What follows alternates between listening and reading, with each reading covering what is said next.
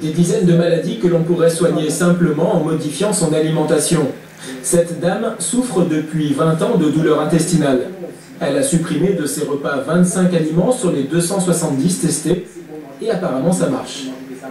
Je n'ai plus mal au ventre comme auparavant où tous les jours j'avais mal au ventre. C'est souvent le type de résultat qu'on obtient en premier, c'est-à-dire la sédation des symptômes intestinaux qui sont souvent... Alors ballonnement, voilà, ballonnement, les ballonnements, voilà. Les constipations, les colites. Et les colites sont nettement améliorés. Nettement améliorés. Voilà.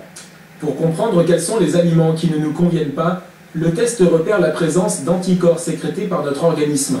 Dans un premier temps, l'allergène, en jaune, est capté par les cellules de défense, les lymphocytes, les bulles vertes.